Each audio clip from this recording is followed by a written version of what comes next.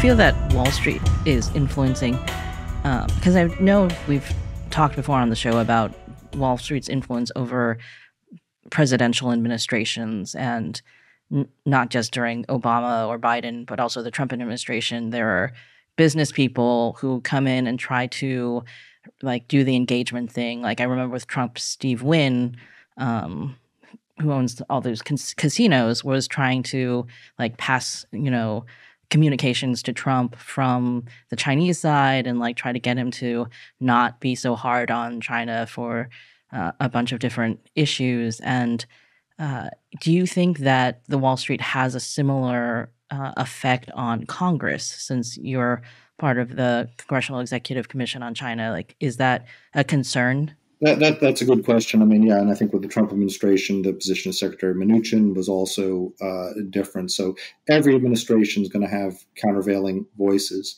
I think overall, if you talk the U.S. House of Representatives, I think the China realists are much stronger, including within the Democratic Party, and give credit where credit is due. A lot of that Nancy Pelosi's legacy there too. She's hasn't been,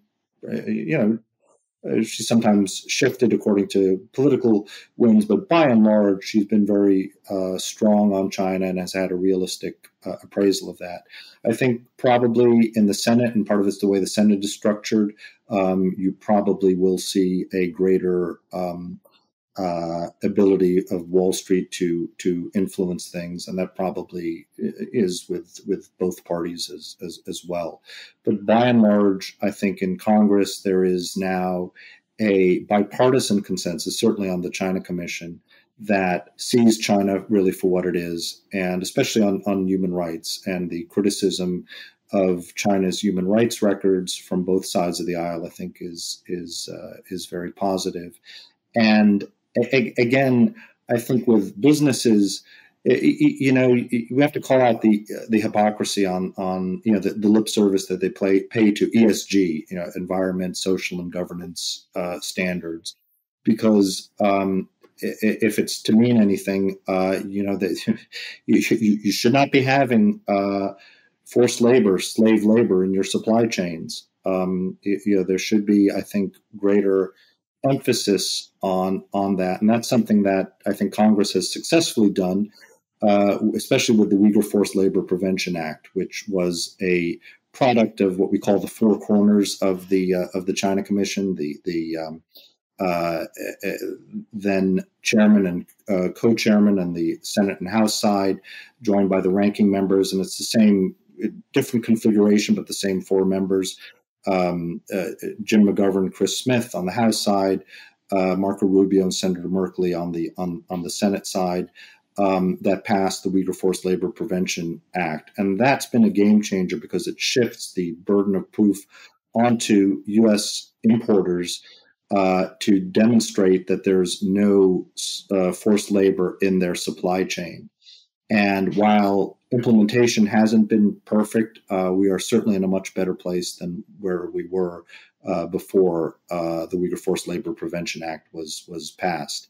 And that, I think, Department of Homeland Security, and I think there's a lot of good there.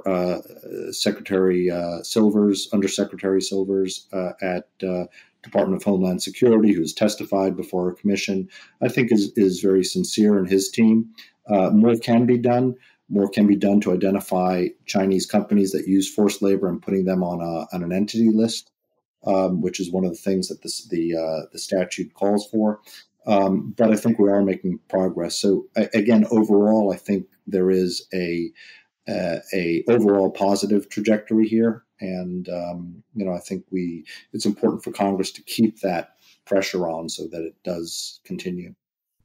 Well, when it comes to pressure from Wall Street, I mean, are we seeing Wall Street lobbyists go into congressional offices and say, hey, don't sign this Uyghur Act or this Hong Kong Act? Yeah. 100%. At the time, I think you saw Apple, you saw various businesses weighing in. Josh Rogan in the Washington Post, I think, covered some of that. It was, and the administration at the time was pressuring. This was the last Congress, I think, was pressuring the congressional leadership not to pass the bill. It was actually, I think, Senator Merkley who broke the dam there.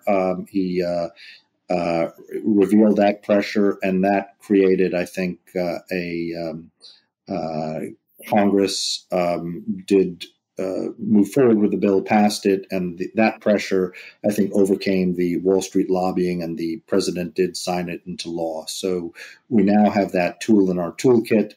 So I think that's a case where the Wall Street pressure was overcome. For the typical congressperson in a competitive district, I imagine that there's a lot of campaign funding that they need to rely on that comes from Wall Street directly and indirectly. And, I think Congress people are essentially always running for the next term because it's such a short term, 2 years, right? So how much of the campaign money for a typical congressperson is coming from Wall Street sources, and how do they overcome that?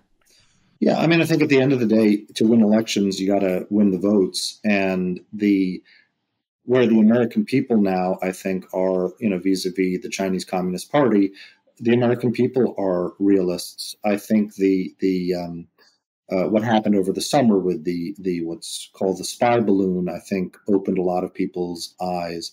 And in the fallout to that, I'd mentioned Deputy Secretary Wendy Sherman. Part of the fallout was that she's no longer, the number 2 person at the State Department. I think when it was revealed that she was not in favor of a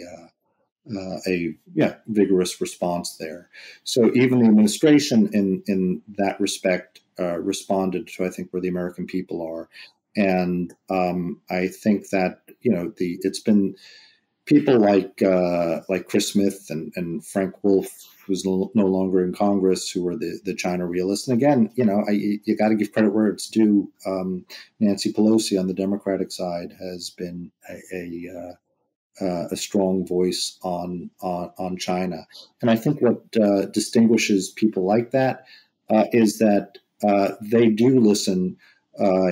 Chris Smith, who appointed me to the commission, he would always meet with dissidents. He would always get an insider perspective from not what the corporate lobbyists or the inside the Beltway opinion was the narrative they were trying to shape about China, but actually listening to the voices of Chinese who have been persecuted politically.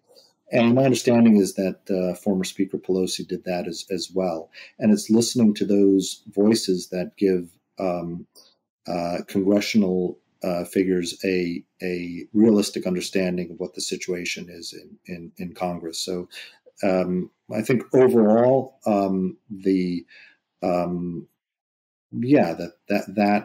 that change that has taken place since, say, 2016 has been one that's very effective.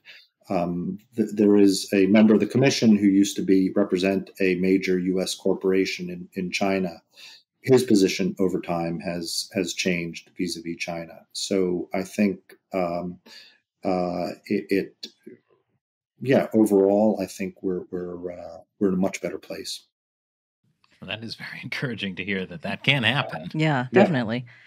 I mean, I think I've heard about the Congressional-Executive Commission over the years because you hold a lot of hearings about China issues, but could you explain a little bit about what it is exactly that the commission does overall? I think a lot of people, our viewers that probably don't really know much about how some of these inner workings, how these commissions work and how they relate to things like passing the Uyghur Forced Labor Act. Sure, I'm happy to answer that question. Well, what's really interesting is that the commission grew out of those debates back in the 1990s over trade relations with China. Formerly China's most favored nation status was put up to a vote each Congress each year, actually, and they had to demonstrate that they were making progress on human rights. That changed during the Clinton administration when China was granted permanent normal trade relations status, and that was sort of really the ascendancy of the engagement theory there.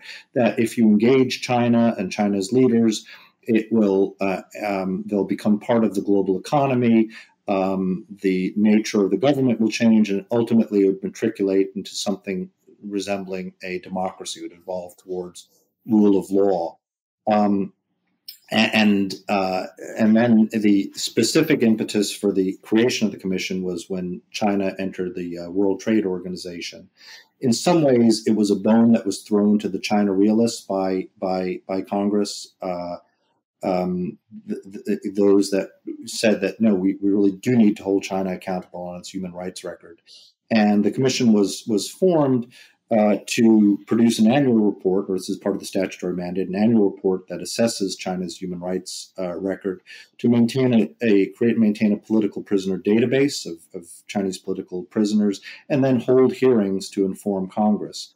I think in those earlier days, a lot of the commissioners were pro-engagement. They thought that the engagement theory would hold sway.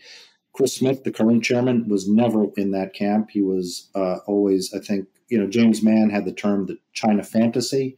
And I think that, was the China realists who understood that this idea of engaging a communist regime that never changed its principles would always, would not lead to engagement. Instead of them becoming more like us, we would become more like them. And in some ways, I think that has happened, especially vis-a-vis U.S. businesses in particular, and the ignoring of these human rights concerns. So anyway, the commission was established around the year 2000. It's been in existence ever since, and we continue to shine a light on China's human rights record there. But thank you for the question.